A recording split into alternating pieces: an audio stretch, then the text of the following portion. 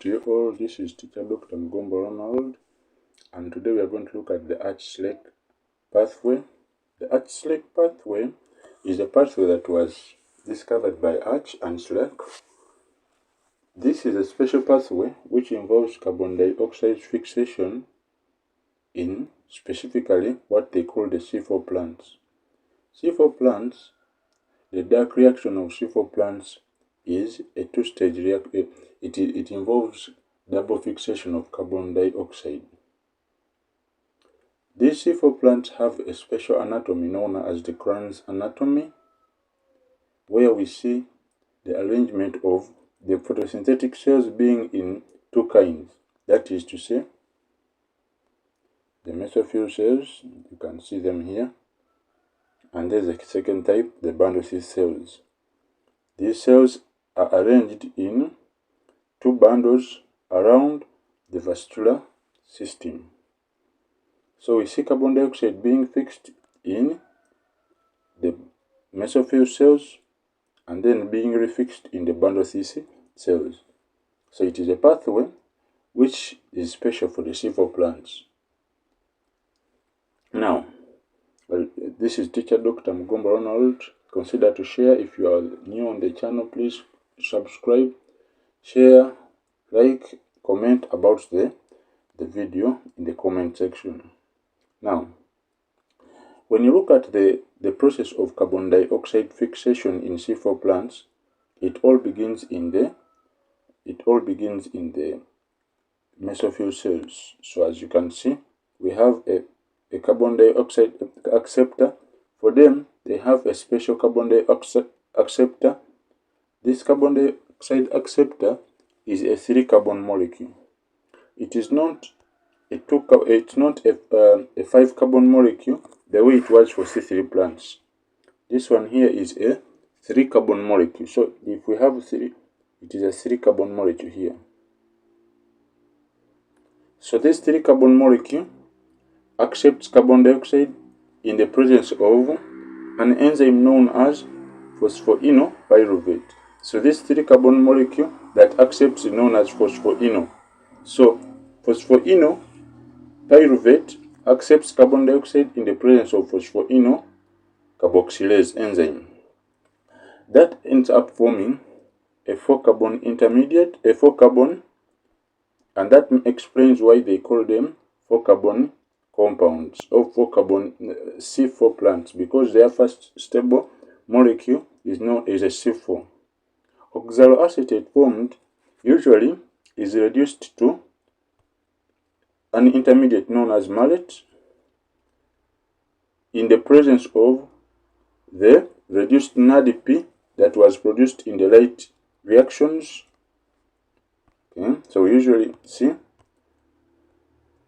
So this oxaloacetate, which is commonly abbreviated as OAA, is usually reduced in the presence of reduced NAD to malate. So this reduced NAD is usually converted to an oxidized form, and then we form malate. So what happens to malate is this malate is usually shunted into the bundle cyst cells. Now, when the malate is shunted in the bundle cyst cells, this malate now undergoes oxidation. The malate releases its protons. When it goes into the bundle cyst cells, the malate undergoes oxidation, where it releases its protons back to oxidized NADP, so that we can regenerate the reduced NADP that we broke down. That enables us to produce the carbon dioxide and pyruvate. So in this reaction here, now we end up forming carbon dioxide and pyruvate. Now, you can see now that this carbon dioxide now has finally arrived in the bundle cyst cells. This carbon dioxide is now going to be concentrated in the bundle cyst cells.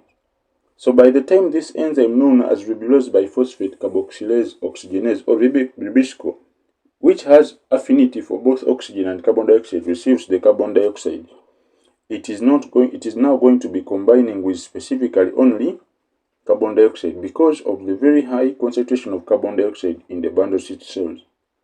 Now what follows thereafter is we are going to, so this pyruvate is taken back into the mesophyll cells, and this pyruvate is then used to regenerate the carbon dioxide acceptor. The regeneration of the carbon dioxide acceptor, however, is an ATP-dependent reaction, which involves hydrolysis of two molecules of ATP to form ADP and an inorganic phosphate. So the process of formation of phosphoinopyruvate from pyruvate is an ATP-dependent reaction, which involves splitting of two ATP molecules to form ADP. Now, we finally now have our carbon dioxide now. Our carbon dioxide is now ready to be used. This carbon dioxide then, what happens usually is, in the presence of ribulose biphosphate carboxylase enzyme, this enzyme, this carbon dioxide now combines with ribulose biphosphate, and when the two combine in the presence of ribulose biphosphate carboxylase oxygenase, they form two molecules of glycerate 3-phosphate, and the entire Calvin cycle takes place. So that is the Hertzsprung cycle. It all begins with phosphoinopyruvate, which is in the mesophyll cells, combining with carbon dioxide. This involves an enzyme known as PEP carboxylase, as we have seen it here. So this enzyme known as PEP carboxylase catalyzes this reaction to form oxaloacetate, which is a 4-carbon sugar. Oxaloacetate is then reduced in the presence of reduced NAD to form oxidized NAD. That we end up forming malate. Then the malate is then shunted into the bundle cyst cells. When the malate is shunted into the bundle cyst cells through a malate shunt, the malate is usually oxidized to pyruvate and carbon dioxide. This is known to produce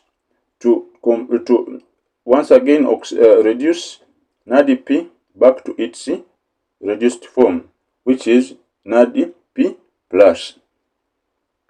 So the pyruvate, as we have seen, the pyruvate, which is very important, the pyruvate is then taken back into the mesophyll cells, where it is going to be used for regeneration of our carbon dioxide acceptor, which is PEP.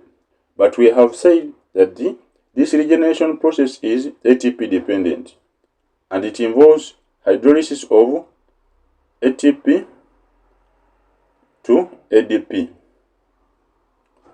Then what happens to this carbon dioxide thereafter is, we have said, the carbon dioxide is then accepted by ribop in the presence of Rubisco to form glycerate phosphate, and the entire reaction takes place known as the Calvin reaction in the bundle cyst cells. So that is the Hertzsprung cycle.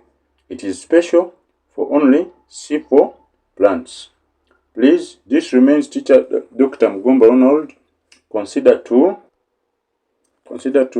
subscribe, consider to share, consider to subscribe to the YouTube channel, consider to comment, consider to share and like. Please recommend the channel to your colleagues so that they can also benefit as you've done. I remain teacher Dr. Mugomba Ronald. Greetings to you all and success in your endeavors.